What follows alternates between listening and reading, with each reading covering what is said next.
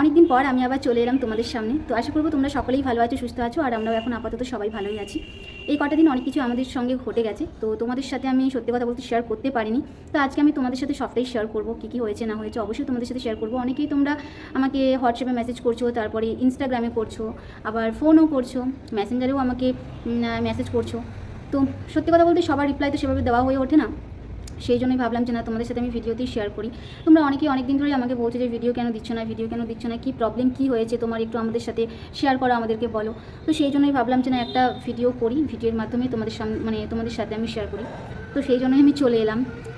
এই কটা দিন প্রচুর পরিমাণে আমাদের কষ্ট গেছে, অনেকটাই দুঃখ গেছে, তার মধ্যেও কি বলবো, হাসি খুশি মানে লোকের সামনে আর কি হাসি খুশি থাকার চেষ্টা করেছি। নিজের যে দুঃখ কষ্টটাকে সেটাকে নিজের মধ্যে চেপে রেখে সবার সাথে হাসিটাই ভাগ করে নিয়েছি। তো সেভাবেই টুকটাক আমি মোটামুটি ভিডিও করেছি, শর্ট ভিডিও যেগুলো তোমরা আমার ভিডিওগুলো তোমরা দেখেইছো, শর্ট ভিডিওগুলো আমি করেছি, তোমাদের সাথে সেগুলো শেয়ার করেছি। তো যাই হোক, চলো যেটা তোমাদের সাথে শেয়ার করার মধ্যে কথা। তো থাম্বনেল টাইটেল দেখেই বুঝতে পারছো কিছুটা, কিন্তু ডিটেলসে আমি তোমাদেরকে বলছি কি হয়েছে না হয়েছে, তোমাদেরও অনেক আগ্রহ হচ্ছে জানার, তো সেটাই তোমাদেরকে বলি। এই কটা দিন মানে কটা দিন বলতে অনেক দিনই হয়ে গেল। 8 তারিখ, গত মাসের 8 তারিখ আমার মা মিসিং ছিল।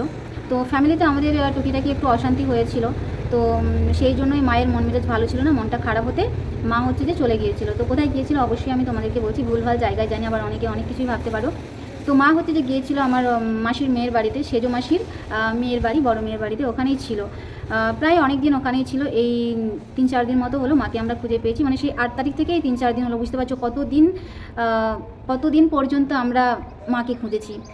বাধ্য হয়ে আমরা থানাতেও গিয়েছিলাম, ওখানে একটা মিসিং ডায়েরিও করেছিলাম, মাকে খুঁজে পাচ্ছিলাম না বলে। তাই মা মিসিং হওয়ার 10 দিন পর আমরা থানায় গিয়েছিলাম, ভেবেছিলাম যে না, মাকে আমরা পেয়ে যাব। তো সেই জন্যই হচ্ছে যে মানে আর মানে যাওয়া হয়নি আর কি, থানায় যাওয়া হয়নি। বাবা চারিদিকে খুঁজেছে, আমি অনেক খোঁজ খবর নিয়েছি, কিন্তু একটা বিষয় মানে আমার যে দিদি, ওর কাছেই শুধু ফোন করা হয়নি, বাদ বাকি সবার কাছ থেকে খবর নেওয়া হয়েছে। ওর যে বৌদি, মানে আমারও বৌদি হবে, তার বাড়ি কিন্তু মেচেদাতেই, মাসিমণি আছে, বৌদি আছে, মানে ওরাও সবাই আছে এখানে। মানে দিদিভাই এত দুষ্টু, বৌদিভাই কেউ বলেনি, আমাকেও বলেনি, অথচ মাঝখানে আমার সাথে কতবার কথা হয়েছে। মানে পরে আমাকে ফোন করেছে, আমি নিজে থেকে ওকে ফোন করিনি যে আছে কি নেই। পরে বলতে ওই দোল পূর্ণিমার কিছুদিন আগে আমাকে ফোন করে বলছিল, সোনামণি তুই আমাদের বাড়িতে আসবি অনুষ্ঠান দেখতে।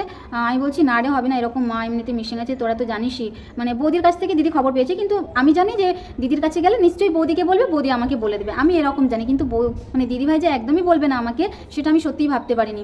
আর বৌদিদেরকেও একদমই বলেনি, কাউকেই কিছু বলেনি। মানে মা গিয়েছে ওখানে ঘাপটে মেরে বসে আছে, আর দিদিও কিছু বলেনি আমাদেরকে, শুধু মাঝে মাঝে আমাদের খবর নিয়েছিল। মানে ওই দোল পূর্ণিমার পর থেকে, দোল পূর্ণিমার কিছুদিন আগে একটু খবর নিয়েছিল যে আয় বা কিছু, কেমন আছিস, এই ব্যাপার। তো আমি বললাম না, এখন যেতে পারবো না, আমাদের মন মেজাজ একদমই ভালো নেই, আমাদের এরকম অসুবিধা হচ্ছে, তো আমরা এখন যেতে পারবো না। তো বললো ঠিক আছে, ওটুকুই, যে বলেনি এখানে এসছে বা কিছুই বলেনি। যাই হোক, তারপরে চারিদিকে প্রচুর পরিমাণে খোঁজ খবর নেওয়া হয়েছে, কিছুতেই পাইনি। মানে এতটা কষ্টের মধ্যে ছিলাম বলে বোঝাতে পারবো না। বাবা তো খাওয়া দাওয়াও বন্ধ করে দিয়েছিল, তারপরে হচ্ছে যে কাজ বাজ সমস্ত কিছু বন্ধ করে দিয়েছিল, চারিদিকে পাগলের মতো খুঁজেছে। আমিও ওদের বাড়িতেই ছিলাম, অনেক দিন ছিলাম। আমিও মা আসার পর এই 2 দিন মতো হলো আমি আমার বাড়িতে এসেছি, দেখতেই পাচ্ছ ব্যাকগ্রাউন্ডটা দেখে। তো আমি ওই 2 দিন মতো হলোই আমি এখানে এসেছি। যাই হোক, মাকে আমরা ফাইনালি পেয়ে গেছি। তো সেই জন্যই তোমরা আবার বিশ্বাস করবে না, আমি তো যে মিসিং ডায়েরিটা করেছিলাম ওটার একটা কপিও আছে, কিন্তু ওটা আমি এখানে তোমাদেরকে দেখাচ্ছি না, পুরো ফুল অ্যাড্রেস দেওয়া আছে। যাই হোক, ওটা দিলাম না। কিন্তু এই দেখো, আমি আবার হচ্ছে যে থানায় গিয়েছিলাম, গিয়ে আমি হচ্ছে যে মিসিং কমপ্লেনটা তুলবো। তো সেই জন্য দেখো এই কাগজটা আমি নিয়ে এসেছি আমাদের এই কোলাঘাট থানা থেকে। তো অনেক কিছুই ঘটে গেছে, এই হচ্ছে যে ব্যাপার। এখন আপাতত আমরা সবাই খুবই ভালো আছি মোটামুটি। সত্যি কথা বলতে মা বাড়িতে মানে যতদিন ছিল না, আমাদের যে কী অবস্থা হয়েছিল আমি বলে বোঝাতে পারবো না।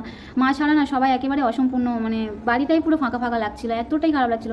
দুটো ভাই সবসময় মা করছে, মা যে কোথায় গেল, আমারও কিছুই ভালো লাগছে না। সবার সাথে হাসি মজা ঠাট্টা সবই হচ্ছে, রিলস বানাচ্ছি, সবার সাথে এনজয় করছি, কিন্তু মনের ভেতরটা যে কী হচ্ছে সেটা একমাত্র আমরাই জানি। তো তোমরা অনেকেই ভাবো যে এই তো বেশ হাসি খুশি আছে, ভালো আছে, কিন্তু আমাদের যে বুকের ভেতরটা কী হয় সেটা একমাত্র আমরাই জানি। সবসময় সবটাকে চেষ্টা করি মানিয়ে নিয়ে চলার, মানিয়ে গুছিয়ে চলার, হাসি খুশি থাকার। ভাইদের সামনে মন খারাপ করলে তাদেরও মন খারাপ হবে, বাবার সামনে মন খারাপ করলে তাদেরও মন খারাপ হবে। অতএব সবাইকে আমি চাই সবাইকে একটু মানিয়ে গুছিয়ে হাসি খুশি রাখার চেষ্টা করি। অনেকটাই সবাইকে সান্ত্বনা দিয়েছি, সবাইকে বোঝানোর চেষ্টা করেছি।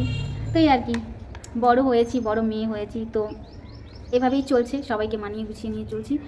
তো আশীর্বাদ করো আমরা যেন সবাই সকলে একসঙ্গে ভালোভাবেই থাকতে পারি। আমরা যদিও বা এখানে আছি, এখানে থাকি, তবুও মা বাবার কথা সবসময় মনে পড়ে, খুবই কষ্ট লাগে, দুঃখ লাগে। তো যাই হোক, চলো দিদি মানে এই ভিডিওটা আমার দিদি দেখবে আমি জানি। তো দিদির প্রতি আমি সত্যি পরে খুব রেগেও গিয়েছিলাম, কারণ আমরা এতটা হ্যারাসমেন্ট হয়েছিলাম বলে বোঝাতে পারবো না। পরবর্তীকালে আমরা মানে দিদি তো বলেও নি, ব্যাপারটা হয়েছে দিদি আমাদেরকে একদমই বলেনি, তবুও বলেনি যে ওর কাছে আছে, এতদিন হয়ে গেল। ব্যাপারটা হচ্ছে দিদির হচ্ছে যে ছেলে আমার মানে মাসি বাড়ি গিয়েছিল। তো ওখানে হচ্ছে যে গিয়ে মানে মেছেদায় না, অবশ্যই দেশের বাড়ি গিয়েছিল। ওখানে গিয়েছি, সেখানে আমার ছোটো বৌদি আছে, ছোটো বৌদিকে বলেছে। বলার পর ছোটো বৌদি কী করেছে, বড় বৌদিকে ফোন করেছে, মানে মেছেদায় বৌদি কী করেছে, মাসিকে বলেছে। মাসি আবার সঙ্গে সঙ্গে বাবার কাছে গিয়েছে, গিয়ে বলছে এরকম এরকম হচ্ছে যে আমাদের মেয়ের বাড়িতে আছে। তারপরে সঙ্গে সঙ্গে বাবা আবার আমাকে ফোন করেছে। ফোন করার পর আমাকে বলছে যে তোর কাছে কি টপেদির নাম্বার আছে? আমি বললাম হ্যাঁ আছে।